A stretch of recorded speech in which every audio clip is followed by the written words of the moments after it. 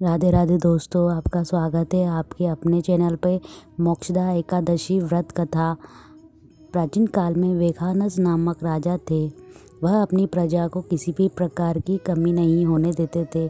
उनका कामकाज बड़े ही अच्छे ढंग से सुचारू रूप से चल रहा था। फिर एक दिन जब राजा निद्रा में थे तो उन्हें स्वप्न में दिखा कि उनके पिता नर्क में यातनाएं झेल रहे हैं और दुख भोग रहे हैं। उन्होंने देखा कि उनके पिता उनसे बार बार याचना कर रहे थे कि पुत्र मेरा उद्धार करो।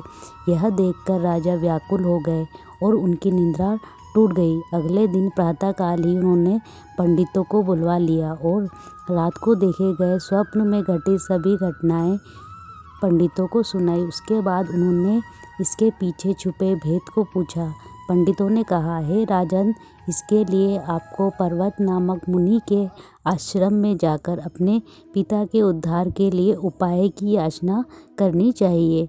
राजा ने ब्राह्मणों द्वारा सुझाई गई युक्ति के अनुसार वह मुनि के आश्रम में गए और उनसे याचना की। सारी बातें सुनकर पर्वत मुनि भी चिंतित हो गए और उन्होंने कहा, हे राजन, आपके पिता को उनके पिछले जन्मों के कर्मों की वजह से उन्हें नर्क योनि प्राप्त हुई है। अपने पिता के तर्पण के लिए तुम्हें मोक्ष एकादशी व्रत करो और उसका मिलने वाला फल अपने पिता को अर्पित करो। इससे उनके पूर्व जन्म के पाप नष्ट हो जाएंगे और उन्हें मोक्ष मिल जाएगा। राजा ने मुनि के कथा अनुसार मोक्षा एकादशी का व्रत करके गरीबों को भोजन, दक्षिणा और वस्त्र आदि अर्पित कर उनका आशीर्वाद प्राप्त किया।